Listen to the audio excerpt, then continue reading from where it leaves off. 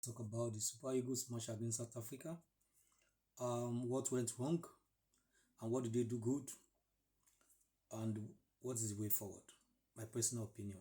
Thanks to you as you follow me with Afro Sports. On the show today, we'll be looking at the current situation of Nigeria's Super Eagles as they look like they could be one of the big casualties set to miss out on the FIFA World Cup in North America next year. The Super Eagles are not mathematically out of the running for qualification, but realistically, they do not seem to have a chance after they were held to a draw in South Africa in their Group C World Cup qualifying fixture. We'll look at what the next steps are for the Super Eagles and for some really good players in the squad who have never appeared at a FIFA World Cup. Stay tuned, don't go anywhere. We'll take a short break. When we come back, we'll wrap up all of the day's top stories. Stay tuned.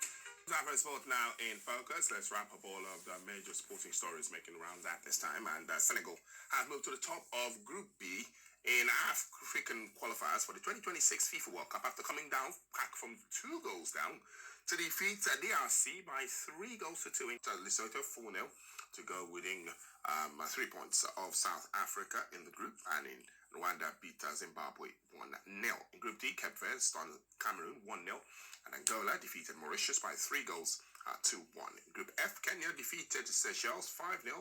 The Ivory Coast and Gabon played out a goalless draw, while the Gambia edged Burundi 2-0 in Nairobi.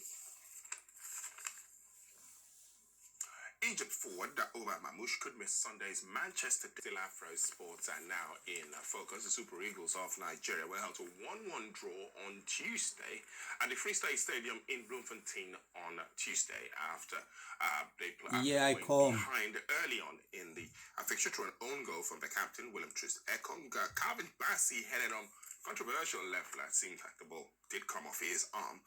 Tolu Arukodai came on in the second half, and after his goal-scoring heroics against Rwanda, he wasn't able to make that impact this time as Nigeria were held to a 1-1 draw by South Africa. The result keeps South Africa top of Group C as they maintain a 6-point cushion over the Super Eagles, who are now in 3rd spot, with Benin after their comprehensive win over Zimbabwe. They won that game by 5 goals to nothing, so they are up to 2nd in the group, while the Super Eagles are all but, as you can see, just 2 games left to play in the group, so the Super Eagles cannot achieve more than 17 points, and even at that, they still have a margin of a goal difference to conquer to get close to the South Africans, and they now even have to chase Benin, who are also in with a chance of getting to the FIFA World Cup. Well, I'm glad to say that I have got a former Nigeria player and now coach in Switzerland. I've got Coach Adeyemi Adedeji joining us on Afro Sports and now in focus. Coach, great to have you on the show today. Great to be here. Yes, good. Mr. Tudu, how are you? All right, let's get to it very quickly. And I'm sure that you, like many other Nigerians, were glued to your TV watching Nigeria against South Africa yesterday. What was your expectation of the team in terms of tactics and application, and how would you rate what you saw, the performance from the team, not throughout the qualifiers, but in that one game against South Africa yesterday?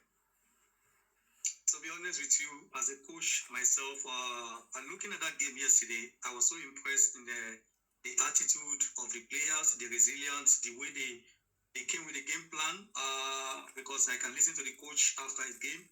He said he wants to play one against one so that they can be able to use the physicality against South Africa. But unfortunately, it did not work for them in the first 20 minutes, because I believe that when you are defending, I think it's supposed to be defending collective, when two players can chase one player to win the ball as soon as possible. But at the end of the day, after 20 minutes, I think after the first goal, when the error come from Ericon, I think the Super Eagles, they get their reading and they went back to the game. Luckily for them, they equalized the game before the halftime. In terms of individual performances, though, we saw the young man, Friedrich, who played his first competitive game for the Super Eagles in the game against Rwanda. He had the defensive partner in William Trist Ekong, who a lot has been said about. He was dropped for the game against Rwanda, which was a bit of a shock.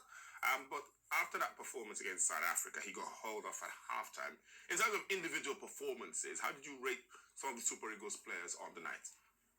at the Rating Collective? To be honest with you, I remember me and you was online here last 2 years when Pesero was the Super Eagles coach. When you went to play against Portugal, we lost 4-0 there, and I came to your studio. You asked me about Pesero and the performance. I told you that this team is the best way to play this team, because I said that because of Econ. So the best way to play this team is 3-4-3 or 3-5-2, because I know that Econ at this moment, his space is reducing because of age, but you have the ideology, you have the experience to be a good libero. That's why I went for that system for 3-4-3 or 3-5-2. And Pesero did that in the Nations Cup after losing first match after he played for 4-3. Second match, he went for that system and favored us. So Econ, to bring the best out of Econ, if I want to rate it, Econ will feel more better in a libero's position where he can only use less space and less energy to fight to make the aggressiveness one-on-one, you know. So for me, Econ does not have a bad game. That goal was just it can happen to any defender in a good day, because he don't want to score himself. He want to put the ball at the outside the goal, but unfortunately he went into the goal. Secondly, if I want to rate the players, I think I would like to rate it in collective, because they fight for one another. If they did not fight for one another, the one we are talking about, Frederick, I said it before the Rwanda game. I said he's a very good player. He have a calmness. He's a good leader. He's going to be a good leader in Nigeria national team in the future. I said before the Rwanda game, and I told him that what I like about him is calmness. Is the way he's a good ball driver. He can drive with the ball. That means he can chop the space whenever the space is in front of him, and he's a good reader of opponents. He know how to cut the last pass. So for the young man, I think he has established himself in the Super Eagles. I think if I want to talk about the rest of the player, I think every one of them give account of themselves, in the sense that it is not easy to go to South Africa. When you play a match on Saturday, you get there on Sunday, and you have to have the Sunday night, and you have to have the training on Monday, and play the next day on Tuesday, which South Africa play on Friday. And the worst part of it is they went to play in a rugby stadium that is not cool. It's not comfort for a footballer to play on top of that kind of pitch. I think that's one of those things that the factor that affect the playing system of the Super Eagles. But at the same time, I can say they give a very good account of themselves for getting 1-1 over there, but it's not we need it. All right, we'll talk about the coach and the coaching of that team maybe in the second half of the show. But for players like Victor Osimhen, Ademola Lookman, and some others, they're top players. We see them as the golden generation of Nigerian football. They're probably big talents who probably could have survived in any of the great Super Eagles teams from the past. But the truth is, for someone like Victor Osimhen, who is regarded as one of the best strikers in world football at the moment, that's 2 World Cups missed back-to-back now. And there's a general feeling that despite all his achievements at club level and how he's rated in Europe, because Nigeria's not able to make it over the line, does that maybe reduce how people will talk about him in the future? The fact that he's never played at the FIFA World Cup? No. First and foremost, we never say never. We never say die. It is still open. The World Cup ticket is still open. Yeah. We can get to that second position, because now we have to do it the way we used to do it. We have to go and buy a big calculator, start calculating, go to mountain, pray for the other team to lose, and wait to get the 2 needed results, and maybe we can be among the four team that's going to play the playoff.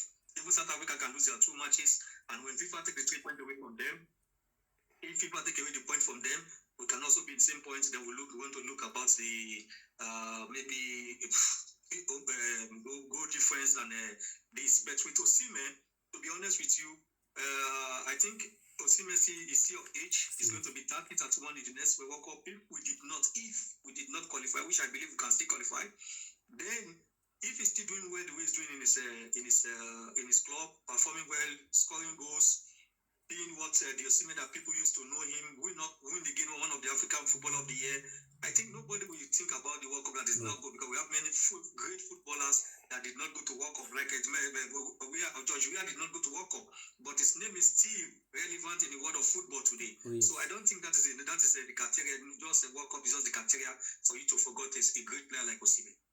All right, let's hold the thought there, Coach. We'll take a short break. On Afro Sport 9 Focus, when we come back, we'll look at what the next steps are for the Super Eagles. And we'll talk about the manager, Chelle. in more detail. Stay tuned, don't go anywhere. Hot seat We'll be now. right back. Now they are going to put me in hot seat, asking me about Shell should stay or just sack him. On NFF, if NFF should resign. Welcome back. It is still Afro Sports are now in focus. Let's continue the conversation. I've still got our former Nigeria player and coach out there in Switzerland, Coach Adeyemi Adedeji, joining us on Afro Sports and now in focus. Coach, we've talked about the fact that Super Eagles are most likely going to miss out on the World Cup. If they do eventually, it's confirmed that they have missed out. What will the next steps be for the federation and for the team? In respect, would we see maybe the end of an era for some players? What would the general feeling be? Definitely. When you have a new coach, you come with a new philosophy, new idea. You want to build a new team. You want to leave some players behind. I think right now, if I'm in the position of the NFF, which I am not, suppose I am, I think if I look into the record of every share, apart from what happened in the Sham Cup, which I'm not there, so I cannot be able to say what went wrong from the team selection, from inviting the players to the camp. I think Eric Shell has done well. He has been the first coach since 2004 to win Rwanda one away. No Nigeria or a foreign coach that have coached by who has done that. If you look at the score record, he played 4 matches. He got 8 points, if I'm not mistaken. And the other 2 coaches that was there before, Pesero and Finidi George, they played also 4 matches. One got 1 point, one got 2 points. That's where we are today. So if I look at the scorecard together, he has passed more than average mark on both of them. I think it's a positive it's a positive outcome, and it's also it's a positive for we going forward with him. If I'm in the position of NFF today, I will tell them to allow him to continue his job because we can see the light at the end of the tunnel. He has done a fantastic job. He has introduced new player like Frederick. I believe that if that other coach is there, they may not take him because of his age. He has been someone like Frederick into the team. That means to say, allow him to do his job. It will bring more young players into the team, and we have more future. That is very, very important for developmental system.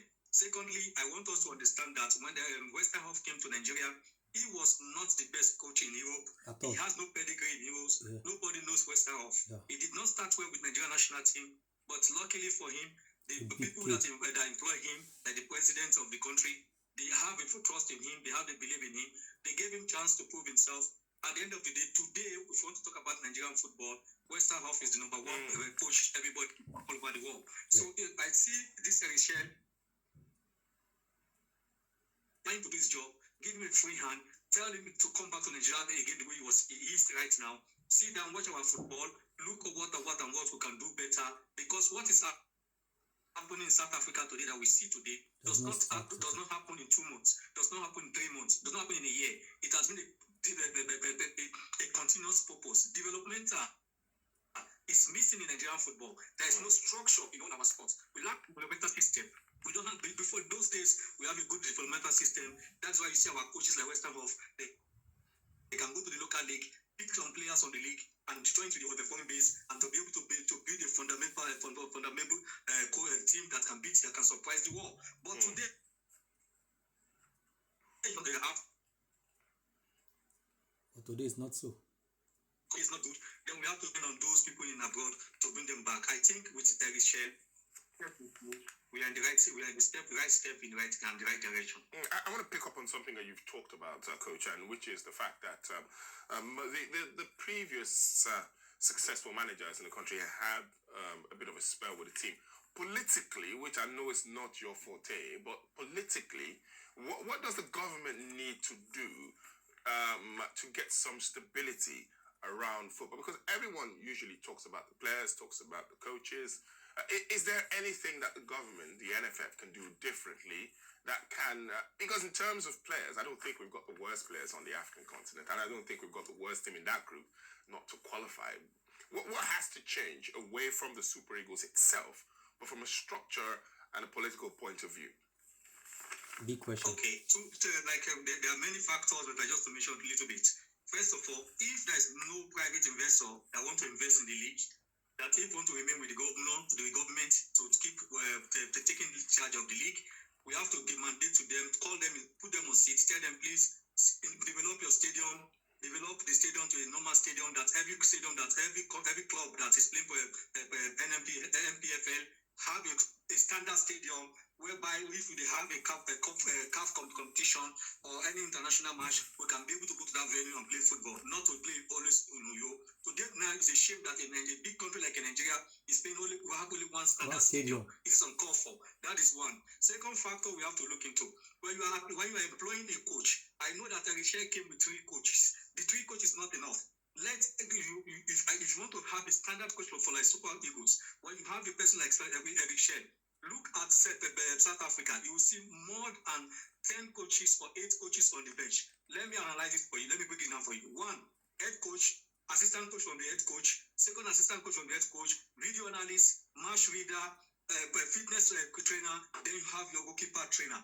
Why did you have this? A video trainer, the video analyst must come from the coach that understands how to break down to help him, because when match is going on, coach concentrate on the game. Your video analyst and match reader are the people to jot things down for you and be able to break it down for the coach now to use to implement the system that is going to play, that will suit that what the video analyst wait for. If I ask about the Super Eagles, who is the video analyst in the Super Eagles? I don't know who it is. Who is the match reader in the Super Eagles? When people change system, who tell the coaches? Because the coach is nervous. Head coach is always nervous. The assistant coach may not even have the capacity to be a match reader or a video analyst. That's another factor you have to look into.